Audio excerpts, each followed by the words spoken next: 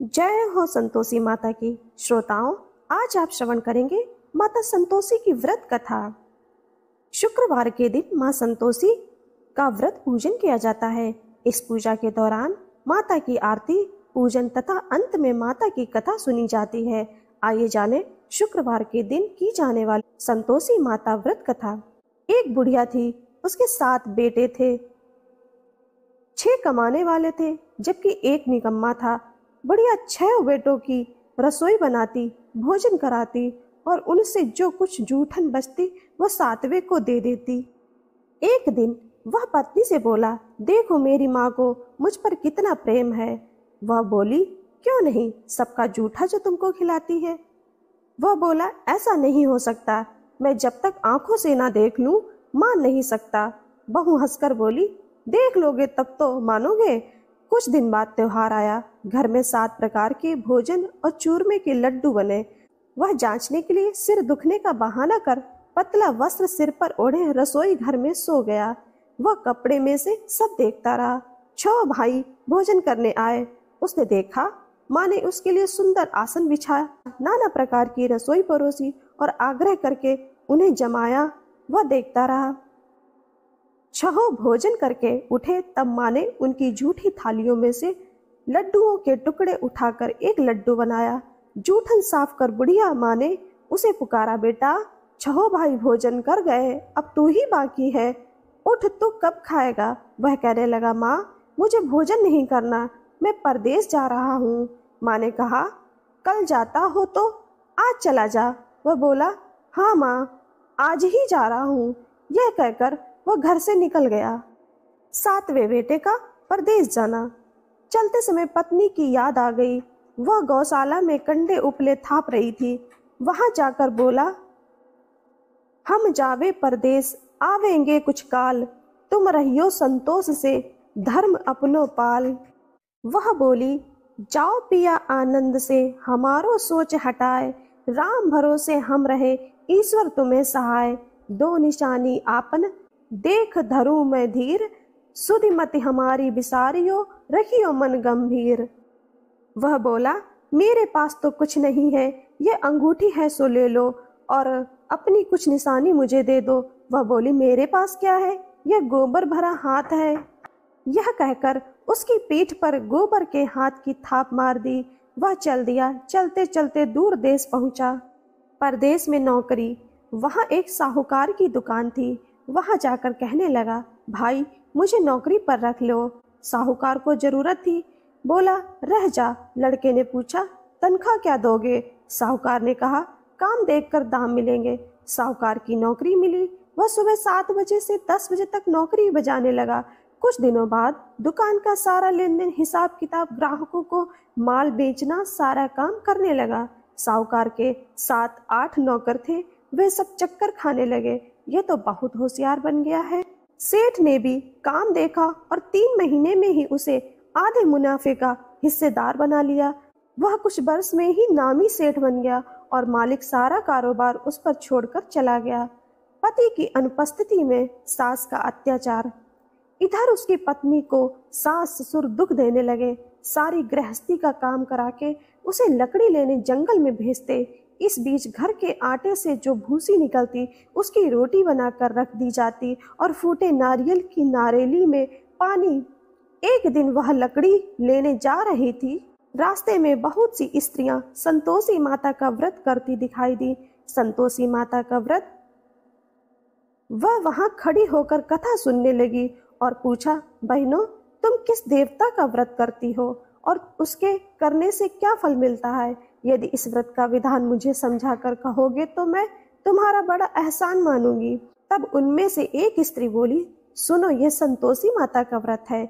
इसके करने से निर्धनता, दरिद्रता का नाश होता है और जो कुछ मन में कामना हो वह संतोषी माता की कृपा से पूरी होती है। तब उसने उससे व्रत की विधि पूछी।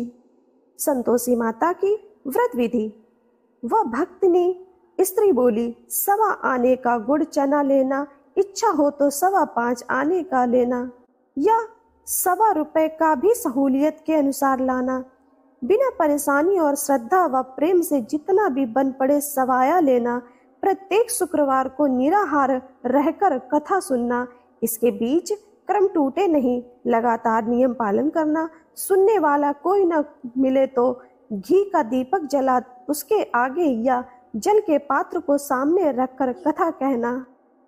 जब कार्य सिद्ध ना हो, नियम का पालन करना और कार्य सिद्ध हो जाने पर व्रत का उद्यापन करना। 3 मास में माता फल पूरा करती हैं। यदि किसी के ग्रह खोटे भी हों तो भी माता वर्ष भर में कार्य सिद्ध करती हैं। फल सिद्ध होने पर उद्यापन करना चाहिए, बीच में नहीं। उद्यापन में 2.5 सेर आटे का खाजा तथा इसी परिमाण से खीर तथा चने का साग करना। 8 लड़कों को भोजन कराना, जहाँ तक मिले देवर जेठ भाई बंधु के हो, ना मिले तो रिश्तेदारों के और पास पड़ोसियों को बुलाना, उन्हें भोजन करा यथाशक्ति दक्षिणा दे माता का नियम पूरा करना। उस दिन घर में खटाई न खाना। यह सुन बुढ़िया के लड़के की बहू चल दी।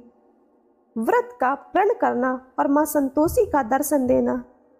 रास्ते में लकड़ी के बोझ को बेच दिया और उन पैसों से गुड़ चना ले माता के व्रत की तैयारी कर आगे चली और सामने मंदिर देखकर पूछने लगी, यह मंदिर किसका है? सब कहने लगे, संतोषी माता का मंदिर है। यह सुनकर माता के मंदिर में जाकर चरणों में लौटने लगी, दीन हो विनती करने लगी, माँ मैं कपट अज्ञानी हूँ, व्रत के कुछ भी नियम नहीं जानती, मैं दुखी हूँ। हे माता जगत जननी मेरा दुख दूर कर, मैं तेरी शरण में हूँ। माता को दया आई। एक शुक्रवार बीता की, दूसरे को उसके पति का पत्र आया और तीसरे शुक्रवार को उसका भेजा हुआ पैसा आ गया। यह देख जेठ जिठानी मुंह सिकोड़ने लगे, लड़के ताने देने लगे। काकी के पास पत्र आने लगे, रुपया आने लगा। अब तो काकी की खातिर बढ़ेगी। बेचारी सरलता से कहती, मैया कागज आवे रुपया आवे, हम सब के लिए अच्छा है। ऐसा कहकर आंखों में आंसू भरकर संतोषी माता के मंदिर में आ मातेश्वरी के चरणों में गिरकर रोने लगी। माँ मैंने तुमसे पैसा कब मांगा है? मुझे पैसे से क्या काम? मुझे तो अपने सुहाग से काम है। मैं तो अपने स्वामी के दर्शन मांगती हूँ। तब माता ने प्रसन्न होकर कहा, जा बेटी तेरा स्वामी आएगा। यह सुनकर खुशी से बावली होकर घर में जा काम करने लगी। अब संतोषी माँ विचार करने लगी, इस भोली पुत्री को मैंने कह तो दिया कि तेरा पति आएगा, लेकिन कैसे? वह तो इसे स्वप्न में भी याद नहीं करता। उसे याद दिलाने को मुझे ही जाना पड़ेगा। इस तरह माता जी उस बुढ़िया के बेटे के पास जा स्वप्न में प्रकट हो कहने लगी, साहूकार के बेटे सो रहा है या जागता है? वह कहने लगा, माता सोता भी नहीं जागता भी नहीं, कहो क्या आज्ञा है? माँ कहने लगी, तेरे घर बार कुछ है कि नहीं? वह बोला, मेरे पास सब कुछ है, माँ बाप है, बहू है, क्या कमी है? माँ बोली, भोले पुत्र तेरी बहू घोर कष्ट उठा रही है, तेरे माँ बाप उसे परेशानी दे रहे हैं, वह तेरे लिए तरस रही है, तू उसकी सुध ले। वह बोला, हाँ माता जी यह तो मालूम है, परंतु जाऊं तो कैसे? परदेश की बात है, लेन देन का कोई हिसाब नहीं, कोई जाने का रास्ता नहीं, कैसे चला जाऊं? माँ कहने लगी, मेरी बात मान, सवेरे नहा धोकर संतोषी माता का नाम ले, घी का दीपक जला, दंडवत कर दुकान पर जा बैठ। देखते देखते सारा लेन देन चुक जाएगा, जमा का माल बिक जाएगा, सांझ होते होते धन का भारी ढेर लग जाएगा। वह नहा धोकर संतोषी माता को दंडवत घी का दीपक जला दुकान पर जा बैठा। थोड़ी देर में देने वाले रुपया लाने लगे, लेने वाले हिसाब लेने लगे। कोठे में भरे सामान के खरीदार नकद दाम दे सौदा करने लगे। शाम तक धन का सारा भारी ढेर लग गया। मन में माता का नाम ले चमत्कार देख प्रसन्न हो घर ले जाने के वास्ते गहना कपड़ा सामान खरीदने लगा। यहाँ काम से निपट तुरंत घर को रवाना हुआ। उधर उसकी पत्नी जंगल में लकड़ी लेने जाती है। लौटते वक्त माता जी के मंदिर में विश्राम करती है। वह तो उसके प्रतिदिन रुकने का जो स्थान ठहरा। धूल उड़ती देख वह माता से पूछती, हे माता ये धूल कैसे उड़ रही है? माता कहती कि हे पुत्री तेरा पति आ रहा है, अब तो ऐसा कर लकड़ियों के 3 बोझ बना ले, एक नदी के किनारे रख और दूसरा मेरे मंदिर पर व तीसरा अपने सिर पर। तेरे पति को लकड़ियां का गट्ठर देख मोह पैदा होगा, वह यहाँ रुकेगा नाश्ता पानी खाकर माँ से मिलने आएगा। अब तो लकड़ियों का बोझ उठाकर जाना और चौक में गट्ठर डालकर जोर से आवाज लगाना, लो सासू जी, लकड़ियों का गट्ठर लो, भूसी की रोटी दो, नारियल के खेपड़े में पानी दो, आज मेहमान कौन आया है। माता जी से बहुत अच्छा कहकर वह प्रसन्न मन से लकड़ियों के 3 गट्ठर बनाई, एक नदी के किनारे पर और एक माता जी के मंदिर पर रखा। इतने में मुसाफिर आ पहुंचा। सूखी लकड़ी देख उसकी इच्छा उत्पन्न हुई कि हम यहीं पर विश्राम करें और भोजन बनाकर खा पीकर गांव जाएं। इसी तरह रुककर भोजन बना विश्राम करके गांव को गया। सबसे प्रेम से मिला। उसी समय सिर पर लकड़ी का गट्ठर लिए वह उतावली सी आती है। लकड़ियों का भारी बोझ आंगन में डालकर जोर से 3 आवाज देती है, लो सासू जी, लकड़ियों का गट्ठर लो, भूसी की रोटी दो, आज मेहमान कौन आया है। यह सुनकर उसकी सास बाहर आकर अपने दिए हुए कष्टों को भुलाने हेतु कहती है, बहू ऐसा क्यों कहती है, तेरा मालिक ही तो आया है, आ बैठ, मीठा भात खा, भोजन कर, कपड़े गहने पहन। उसकी आवाज सुन उसका पति बाहर आता है, अंगूठी देख व्याकुल हो जाता है। माँ से पूछता है, माँ ये कौन है। माँ बोली, बेटा ये तेरी बहू है, जब से तू गया है तब से सारे गांव में भटकती फिरती है, घर का कामकाज कुछ नहीं करती, 4 पहर आकर खा जाती है। वो बोला, ठीक है माँ, मैंने इसे भी देखा और तुम्हें भी, अब दूसरे घर की ताली दो, उसमें रहूंगा। माँ बोली, ठीक है, जैसी तेरी मर्जी। तब वह दूसरे मकान की 3री मंजिल का कमरा खोल सारा सामान जमाया। एक दिन मैं राजा के महल जैसा ठाट बाट बन गया। अब क्या था, बहुत सुख भोगने लगी। इतने में शुक्रवार आया। शुक्रवार व्रत के उद्यापन में हुई भूल किया खटाई का इस्तेमाल। पति बोला, खुशी से कर लो। वह उद्यापन की तैयारी करने लगी। जिठानी के लड़कों को भोजन के लिए कहने गई। उन्होंने मंजूर किया, परंतु पीछे से जिठानी ने अपने बच्चों को सिखाया, देखो भोजन के समय खटाई मांगना, जिससे उसका उद्यापन पूरा ना हो। लड़के जीमने आए, खीर खाना पेट भर खाया, परंतु बाद में खाते ही कहने लगे, हमें खटाई दो, खीर खाना हमको नहीं भाता, देखकर अरुचि होती है।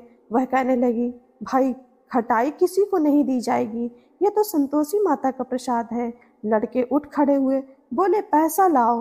भोली बहू कुछ जानती नहीं थी, उन्हें पैसे दे दिए। लड़के उसी समय हट करके इमली खटाई ले खाने लगे।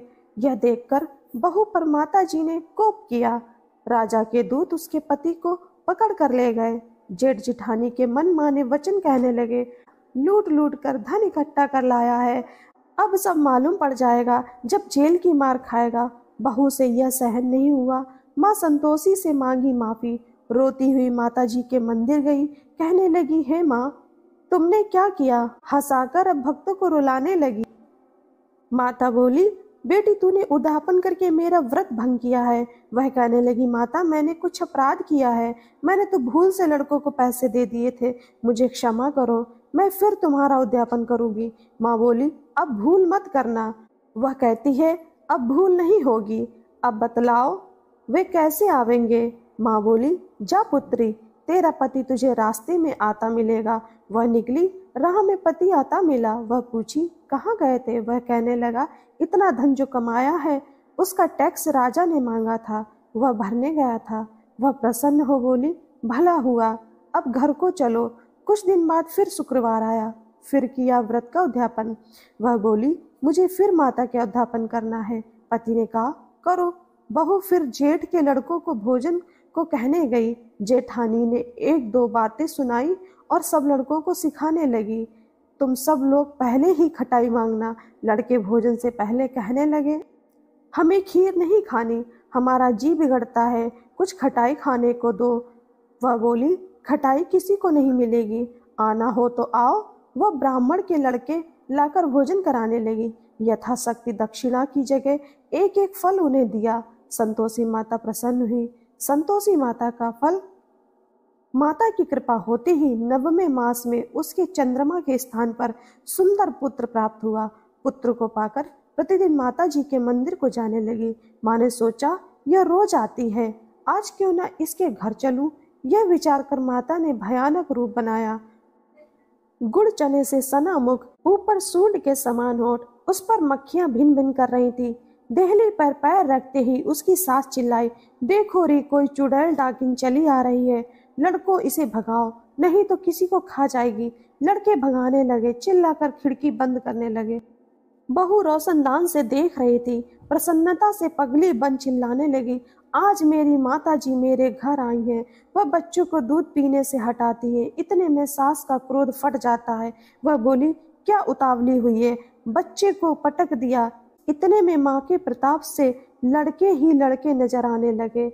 वह बोली, माँ, मैं जिसका व्रत करती हूँ यह संतोषी माता है। सबने माता जी के चरण पकड़ लिए और विनती करने लगी कि हे माता, हम मूर्ख हैं, अज्ञानी हैं, तुम्हारे व्रत की विधि हम नहीं जानते, व्रत भंग कर हमने बड़ा अपराध किया है। जग माता, आप हमारा अपराध क्षमा करें। इस प्रकार माता प्रसन्न हुई, बहू को प्रसन्न हो जैसा फल दिया वैसा माता सबको दे, जो पढ़े उसका मनोरथ पूर्ण हो। बोलो संतोषी माता की जय।